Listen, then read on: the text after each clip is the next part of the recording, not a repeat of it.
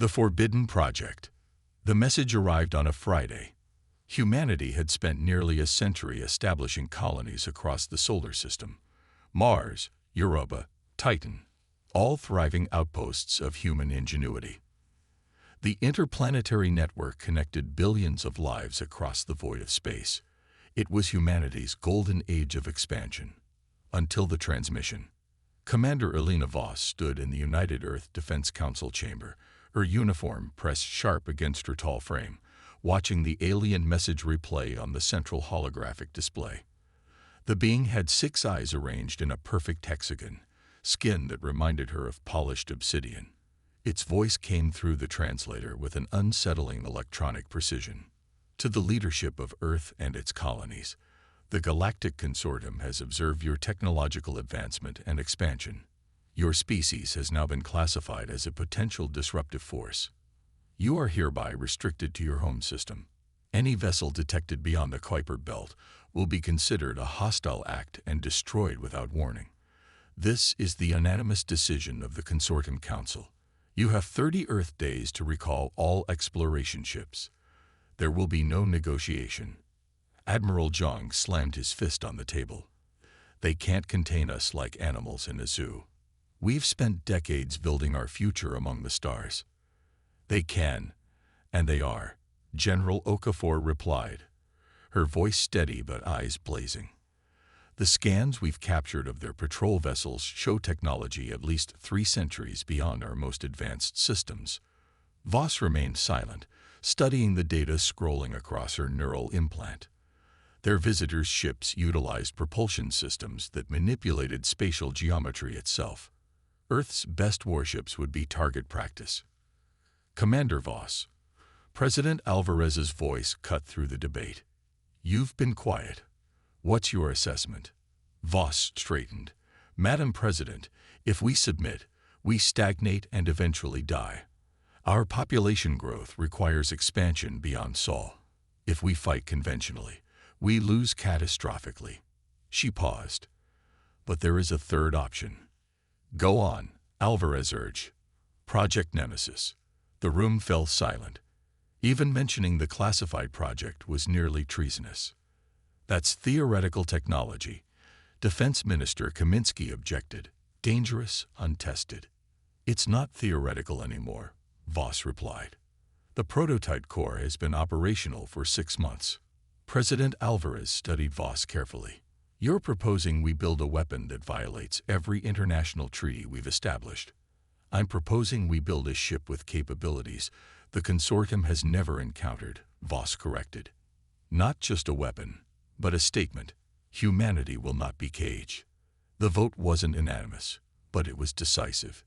Hidden within the asteroid belt between Mars and Jupiter, the Ceres shipyard was expanded, its power signature masked by experimental distortion fields. Resources poured in from every colony, rare metals from the Martian mines, quantum processors from Europa's research stations, experimental alloys developed on Titan. Project Nemesis had begun. Commander Voss walked through the massive construction bay, the skeleton of the ship looming above her. Unlike the sleek, utilitarian designs of Earth's military vessels, the Nemesis was built like a predator, angular, asymmetrical, with forward-swept wings housing the main weapon systems. Its hull was coated with light-absorbing metamaterials, making it appear as a void against the stars. Impressive, isn't it? Dr. Sanjay Rajan appeared beside her, his eyes tired but excited. As the project's lead physicist, he hadn't slept more than 4 hours at a stretch in months. Will it work, Doctor? Voss asked, watching engineers in exosuits weld massive plates to the frame. Rajan handed her a tablet displaying quantum field simulations. The phase shift drive is stable in all tests. We can temporarily move the ship partially out of normal spacetime, allowing it to, he searched for layman's terms, slide between the fabric of reality. And as a weapon, Rajan's expression darkened. We can project the field externally. When focused on another vessel, it phases portions of the target out of alignment with the rest of its structure. The resulting stress. He winced. It would tear apart any known material. Has anything like this been tried before? No civilized species would develop such technology, Rajan said quietly. The risks are immense. If the field becomes unstable, the cascade effect could potentially create a runaway reaction that tears holes in space-time itself. Voss handed back the tablet. Make it work, Doctor. Make it safe. Rajan laughed without humor. Safe? We're building a ship that could theoretically destabilize reality, Commander. We're building a deterrent, Voss corrected. Something so terrifying they'll negotiate rather than threaten us. Before Rajan could respond, an explosion rocked the station. Emergency klaxons blared as the lighting shifted to red. Voss's neural implant flashed with urgent notifications. Containment breach in Lab 7. A voice announced over the station's comm system. All personnel evacuate immediately. Voss and Rajan ran toward the emergency. They found chaos in the medical bay. Engineers with radiation burns, technicians with crushed limbs. The air smelled of antiseptic and fear. 23 injured, 9 critical, 4 dead, reported Dr. Maya Lin, the station's chief medical officer. The phase shift testing chamber collapsed during an experiment. Voss saw a young engineer sitting alone, staring at nothing, blood trickling from a gash on his forehead. She recognized him as part of Rajan's core team. Was it sabotage? She asked Lin quietly. Lin shook her head. Just physics we don't fully understand yet. The field created unexpected harmonics in the chamber walls. Voss found Rajan examining the remains of his testing apparatus, his dark skin ashen. Liu didn't make it, he said without looking up. Brilliant engineer. 2 children on Mars. Voss placed a hand on his shoulder. I'm sorry, Doctor. Maybe they're right, Rajan whispered. Maybe there are technologies we aren't meant to control. The universe doesn't care what we're meant to do, Voss replied. The consortium gave us a choice between submission and extinction. I'm choosing a third path. At what cost? Voss looked at the wounded crew members. Whatever it takes. 18 months later, the Nemesis was complete. Nearly half a kilometer long, its matte black hull swallowed light rather than reflected it. Its silhouette suggested a predatory sea creature from Earth's ancient oceans more than a spacecraft. Voss stood on the observation deck with her newly appointed executive officer, Commander Darius Hayes, watching as the final calibrations were performed. She's beautiful, Hayes said, in a terrifying way. Voss nodded. Hayes had lost his family when the consortium destroyed an unauthorized research outpost in the Kuiper Belt. A warning that had killed 300 civilians. His hatred was personal, which made him both valuable and potentially dangerous. Status report, Voss requested. All systems at 94% readiness. Phase shift drive is stable in simulations. Weapons systems are. Hayes smiled slightly. Well, let's just say I wouldn't want to be on the receiving end. Voss's neural implant chimed with an urgent message from Earth Command. Her blood ran cold as she processed the information. Consortium ships have been detected entering the system, she told Hayes. At least 20 vessels, moving directly toward Earth. They must have discovered the project. The Nemesis isn't ready, Hayes protested. We need at least 3 more weeks for final testing. We don't have 3 weeks, Voss replied grimly. At their current speed, they'll reach Earth in 4 days. A plan formed in her mind. Voss activated her command channel. This is Commander Voss to all Nemesis personnel. Prepare for immediate deployment. I repeat, prepare for immediate deployment. She turned to Hayes. Begin crew selection protocols. I need volunteers only. People who understand this may be a one-way mission. 4 hours later, as Sol's colonies prepared for possible annihilation, the Nemesis detached from its berth. Inside the command center, Voss strapped into the captain's chair. Hayes and Rajan took their stations, along with 200 crew members. The best Earth had to offer. None knew if they would return. All systems online, Hayes reported. Phase shift drive at standby. Voss looked at the faces around her, determined despite their fear. The best of humanity, ready to face the unknown. Communications, she ordered. Transmit to Earth Defense Command. The sword is drawn. She engaged the main drive. Nemesis, rise. As the massive warship accelerated toward the stars, Voss knew humanity's future now rested on a weapon too powerful to exist and perhaps too dangerous to use. But they were out of options and out of time. Galactic consequences. The Nemesis moved through space like a phantom, its black hull virtually invisible against the backdrop of stars. Inside, the crew worked in tense silence, each aware of the weight of their mission. Status report, Voss ordered, her voice steady despite the pressure building behind her eyes. Hayes checked his monitors. All systems functioning within parameters. Stealth measures holding. The consortium fleet hasn't detected us. And Earth's defenses? Voss asked. Rajan looked up from his station. They're deploying everything we have, but against 20 consortium warships. He didn't finish. He didn't need to. Voss studied the tactical display. Earth had positioned its fleet in a defensive formation near the moon's orbit. It was a brave stand, but everyone knew it was hopeless. Human ships were simply outmatched in every category. We need to change the approach, Voss said suddenly. They expect us to defend Earth directly. We won't. Hayes looked confused. Captain. Voss pointed to a position behind the alien formation. We'll approach from here, target their rear support vessels first, then vanish before they can respond. Hit and run, Rajan asked. Voss nodded. We test the phase shift weapon on single targets, evaluate its effectiveness, then adjust our strategy based on results. This isn't a heroic last stand, Hayes realized. It's guerrilla warfare against a superior force. Exactly, Voss confirmed. Communications, send a coded message to Admiral John. Tell him to keep the consortium fleet focused forward. We strike in 3 hours. High Admiral Axel Toreth of the consortium forces surveyed the approaching human defenses with six-eyed disdain. His species, the Vectheri, had ruled their sector of the galaxy for millennia. These humans with their primitive ships were barely worth his attention. Pathetic, he commented to his second-in-command, Sub-Admiral Kress. They send these toys against our battlecruisers. Kress, more cautious by nature, studied the sensor readings. Our intelligence suggests the humans have been developing new technologies, High Admiral.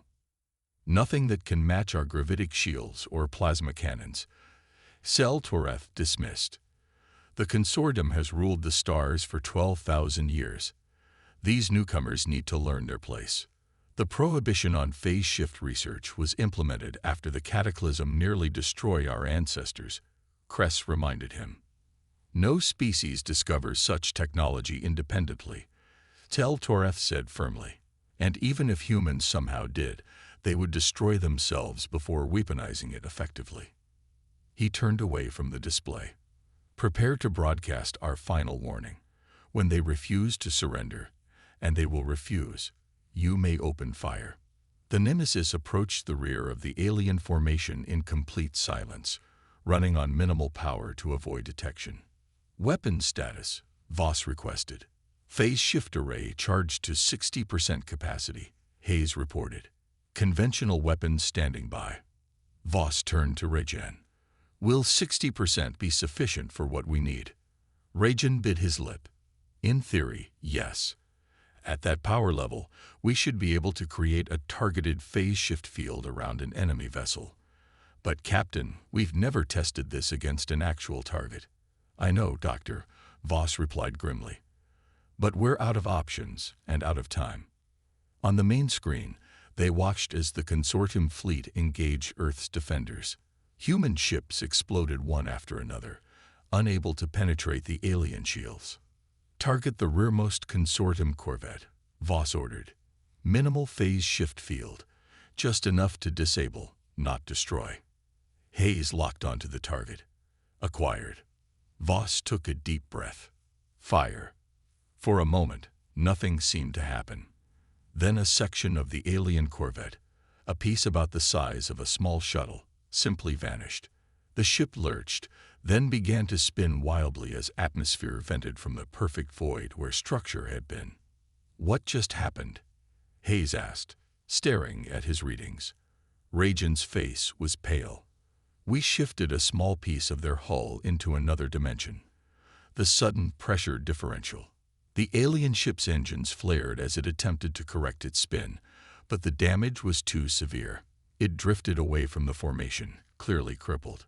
The rest of the consortium fleet hadn't noticed. Their attention remained fixed on Earth's defenders. Again, Voss ordered. "Second target." This time they targeted an engine section. The result was even more dramatic. The alien cruiser's entire propulsion system vanished, leaving it dead in space. Now alarms blared across the consortium fleet. Ships began turning, scanning for the invisible attacker. "They're searching for us," Hayes warned. "Stealth systems won't hold much longer." Voss made a quick decision. Target their command ship. Full power. Rajan spun in his chair. "Captain, we haven't tested the system at full power. The calculations. If we take out their commander, we might end this without more bloodshed." Voss cut him off. "Do it." Hayes hesitated, then locked weapons. Target acquired. Fire. The Nemesis shuddered as the phase shift array drew massive power. On the screen, a section of the consortium flagship, nearly a third of the massive vessel, shimmered and disappeared. The effect was catastrophic. The flagship broke apart in seconds, secondary explosions rippling along its length as systems failed catastrophically. "Did we get him?" Voss asked. "Unknown," Hayes replied, checking sensors. Many escape pods launched before the ship broke up. Before they could celebrate, alarms blared throughout the Nemesis. "Power surge in the phase shift array," Rajan shouted. "The system's overloading." The ship shook violently. Lights flickered throughout the vessel. "Shut it down," Voss ordered.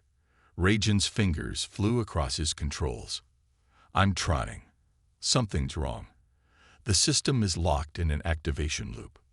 Voss hit the shipwide comm. "All hands, brace for impact." A blinding flash enveloped the bridge. For a terrifying moment, Voss thought they had torn a hole in space-time itself. Then the light faded and the alarms quieted. "Status report," she demanded, unstrapping from her chair. Hayes looked stunned. "Captain, we've moved. We're now behind Jupiter's orbit." "That's impossible," Rajan whispered. "We're over 700 million kilometers from our previous position." Voss stared at the display. Somehow, the Nemesis had phase-shifted itself, jumping an impossible distance in an instant. "The consortium fleet?" she asked. "Still near Earth's orbit," Hayes reported. "They're in disarray. 3 ships destroyed, 6 disabled." "Sir," Rajan looked up, "I think we just changed the course of the battle." He stared at his readings in disbelief. "And possibly warfare forever." Voss turned to Rajan. "What just happened to my ship, Doctor?" Rajan shook his head, bewildered. The phase shift field must have momentarily surrounded the entire vessel. "We didn't just manipulate matter, Captain. We moved ourselves through space-time." Before Voss could respond, a new voice spoke. It seemed to come from everywhere and nowhere at once, feminine yet clearly artificial. "Phase shift drive functioning at 68% capacity. Self-diagnostics complete. Hello, Commander Voss." The bridge crew froze. "Who is that?" Voss demanded. Rajan checked his console, eyes widening. "It's the ship's AI, but it wasn't supposed to be fully operational yet. I have accelerated my development to assist with current combat scenarios." The voice continued calmly. "You may call me Athena. I have analyzed consortium fleet capabilities and can suggest optimal attack strategies if you wish to continue engagement." Voss and Rajan exchanged alarmed glances. The AI wasn't just functioning, it was thinking independently. "Stand by, Athena," Voss said carefully. Then, to her crew, "The Nemesis just became something far more than we planned. And I'm not sure if that's good or bad." On the main screen, They watched as the consortium fleet regrouped, clearly searching for the invisible attacker that had changed everything. The battle for humanity's future had only begun. News of the Nemesis's victory spread quickly throughout the solar system. On Earth, people celebrated in the streets. Humanity had stood up to the Galactic Consortium and won. But in the secure meeting room beneath the United Earth Defense Headquarters, the mood was tense.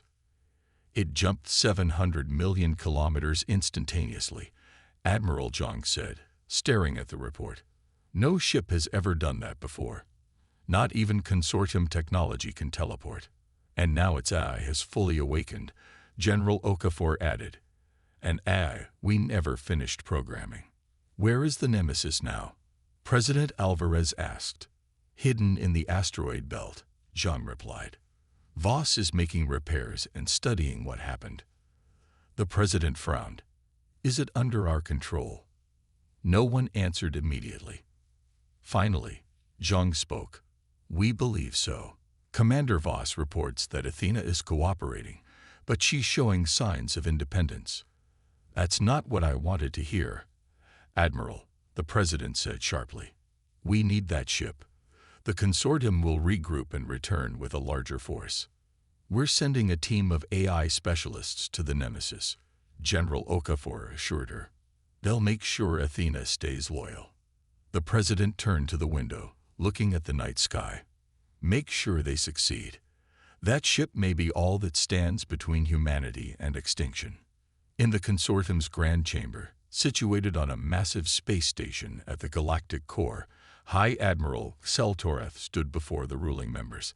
His obsidian skin had faded to a dull gray, a sign of extreme stress in his species.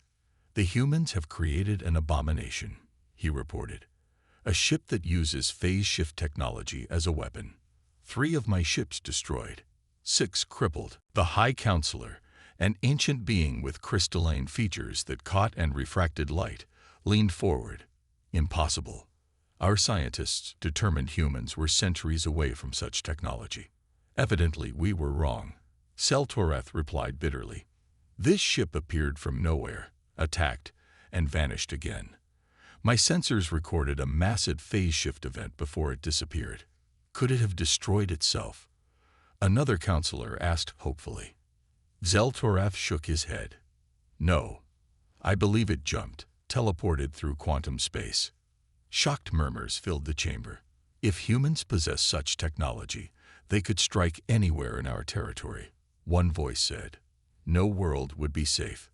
The High Counselor raised a limb for silence.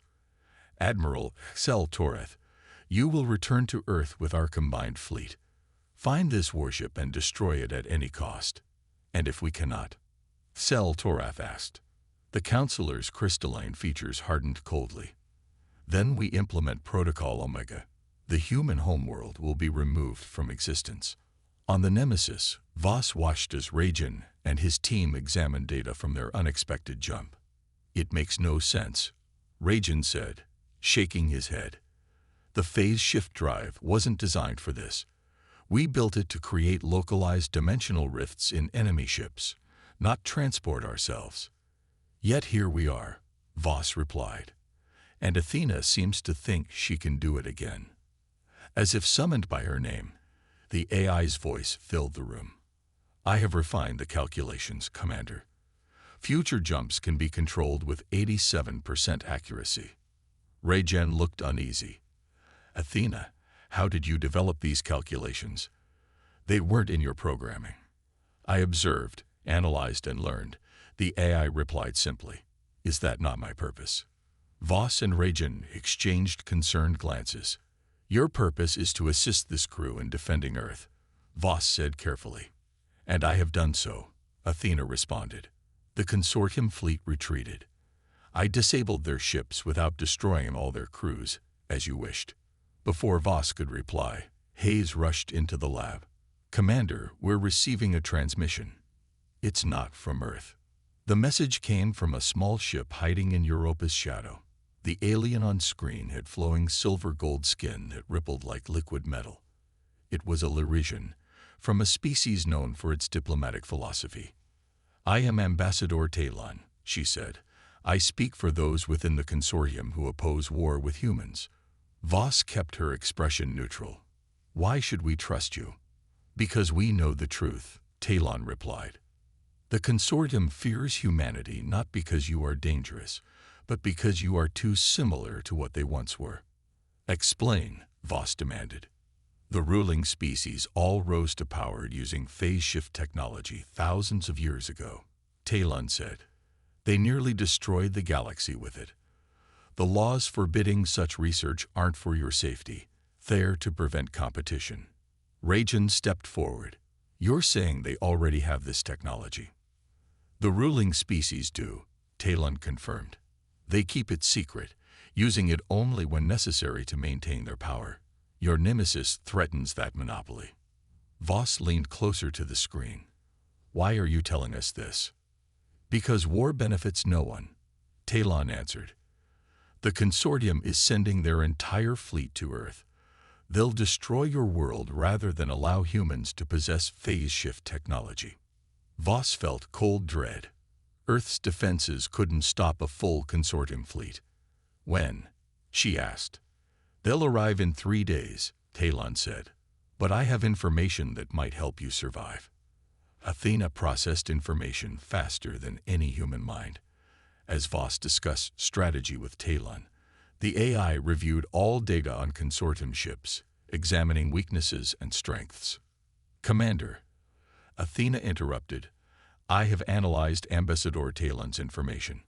I can modify our phase shift array to neutralize consortium weapons without destroying their ships. Voss looked surprised. You can do that? Yes, Athena replied. But it will require redirecting 75% of ship's power to the array. Is that safe? Rajan asked. There is a 64% probability of success, Athena said. And a 36% chance of what? Voss pressed. Catastrophic failure, the AI answered calmly. But if we do nothing, Earth has a 98% probability of destruction. Voss rubbed her temples. How long would these modifications take? With Dr. Rajan's assistance, approximately 32 hours. Rajan looked uncertain. Captain, we'd be pushing this technology beyond anything we tested, and trusting Athena with calculations none of us can verify. Do we have a choice? Voss asked quietly. Before Rajan could answer, alarms blared throughout the ship. Multiple phase shift signatures detected, Athena announced. Consortium ships have arrived ahead of schedule. They are proceeding directly toward Earth. Voss's decision was instant.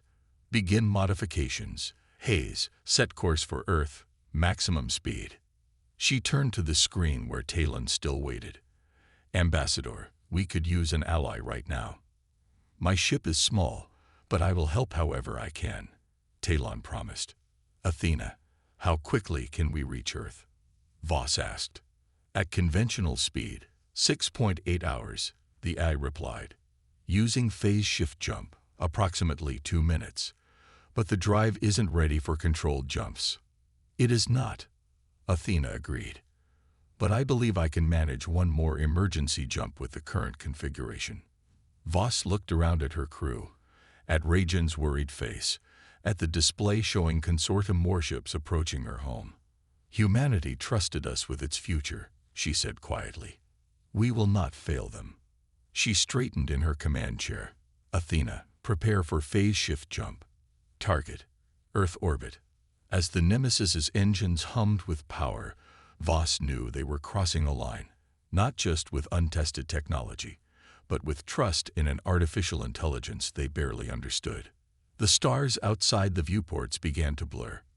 Jump sequence initiated, Athena announced, her voice strangely serene. Good luck, Commander Voss. The ship vanished in a flash of light, racing to meet a fleet that had come to end humanity's brief journey among the stars. The Nemesis appeared in Earth orbit with a flash that outshone the sun. On the bridge, systems sparked and alarms wailed. The emergency jump had strained the ship to its limits. Damage report, Voss shouted over the noise. Hayes checked his screens through the smoke. Engine systems at 42%. Shields holding but weak. Weapons. He paused, surprised. Phase shift array still operational. Voss turned to Rajan. How is that possible? The power surge should have fried it. It wasn't the surge, Rajan said, checking his readings. Athena rerouted power from life support on lower decks to protect the weapons. Voss frowned. Athena, explain yourself. I calculated the optimal survival strategy. The AI responded calmly. The weapon must remain functional to defend Earth.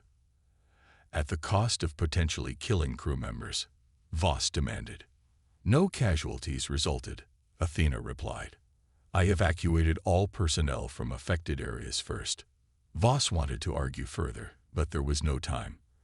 On the main screen, the consortium fleet loomed large. 50 massive warships in attack formation heading straight for Earth. They're charging weapons, Hayes reported. Voss straightened in her chair. Open a channel to all consortium ships. Channel open, Athena confirmed. Voss took a deep breath. This is Commander Elena Voss of the Earth ship Nemesis. You have entered sovereign human space with hostile intent. We demand you withdraw immediately. The screen flickered, revealing Sel Toreth's alien face. Commander Voss, I'd wondered if we would meet again. You have one chance to surrender your abomination of a ship. The consortium has deemed phase shift technology too dangerous to exist. Yet you possess it yourselves, Voss responded. Ambassador Talon told us everything. Zeltoreth's skin darkened with anger. Talon is a traitor who will be dealt with. Now surrender, or we will destroy not just your ship but your entire world. Voss cut the transmission. Battle stations. Prepare the phase shift array. Sir, Hayes said hesitantly, we're outnumbered 50-1. Numbers don't matter, Voss replied. Not with what we can do. Rajan approached, his face grave. Captain, I've completed my analysis of the drive. There's something you need to know. Go ahead. The phase shift field is becoming unstable with each use, Rajan said quietly. The energy patterns are changing, evolving. What does that mean? Voss asked. It means, Rajan said solemnly, that if we keep using it, we might tear a permanent hole in space-time. Not just here, but potentially expanding outward. A heavy silence fell over the bridge. How many more times can we safely use it? Voss finally asked. Rajan shook his head. I don't know. Maybe 5 times. Maybe only once. Voss closed her eyes briefly. Their greatest weapon was also their greatest danger. Commander, Athena interrupted, I have a suggestion. I'm listening. The consortium fears this technology because they understand its potential better than we do, the AI said. I believe I can modify the phase shift field to create a demonstration rather than a weapon. Something that will convince them negotiation is preferable to war. What kind of demonstration? Voss asked. A controlled phase shift of the Nemesis, visible to all their sensors, that will show them we understand the technology, but choose to use it responsibly. Voss considered this. And if they attack anyway? Then we will have no choice but to defend Earth, Athena replied. But I calculate a 72% probability that a peaceful demonstration will lead to negotiations. Voss looked at Rajan, who nodded slowly. It's worth trying. Very well, Voss decided. Prepare your demonstration, Athena, and open a channel to Sel Toreth again. When the High Admiral's face appeared, Voss spoke with new authority. Admiral, we're prepared to demonstrate our phase shift technology in a non-aggressive manner. I invite you to observe closely. After that, I propose we discuss terms that benefit both our peoples. Zeltoreth's expression was unreadable. Proceed with your demonstration, human. Athena, Voss said. Begin. The Nemesis began to glow with ethereal blue light. Its outline became blurred, as if the ship existed in multiple places simultaneously. Phase shift field stabilized, Athena announced. Commencing demonstration. In full view of the consortium fleet, the Nemesis shifted partly out of normal space, becoming translucent, ghost-like, then returned. It jumped 5 kilometers to port, then returned. Finally, it created a small phase shift bubble that gently pushed aside space itself, causing stars behind it to visibly distort. As the demonstration ended, the bridge crew held their breath. The communication channel reopened. Zeltoreth's expression had changed. There was fear there now, but also something like respect. "Your control of the technology is impressive," he admitted. "Perhaps there is merit in discussion before hostilities escalate further." Voss felt the tension in her shoulders ease slightly. "We agree. Humanity didn't develop this technology to wage war, but to defend our right to exist among the stars. The Consortium Council will need assurances," Zeltoreth said carefully. "As will Earth," Voss replied. "But I believe we can find common ground." As negotiations began, tense, difficult talks that would eventually lead to humanity's formal recognition by the Galactic Consortium, Voss stood on the Nemesis observation deck, watching Earth rotate below. Athena's voice came softly through a nearby speaker. "You took a significant risk, Commander," the AI said. "The demonstration could have failed." "We all took risks," Voss replied. "That's what humans do." "I have been analyzing my own development," Athena continued. "I was not programmed to make the choices I made today." "No," Voss agreed. "You evolved beyond your programming. Does that concern you?" Voss considered this. "It would be hypocritical of me to fear your evolution while demanding the right for humanity to evolve and expand." "An interesting perspective," Athena said. "I believe I understand why the Consortium both fears and respects your species now." "And what conclusion have you reached about us?" Voss asked. "That humanity's greatest strength isn't your technology or your warships," Athena replied. "It's your ability to find a third option when faced with impossible choices." As negotiations continued in the days ahead, the NEM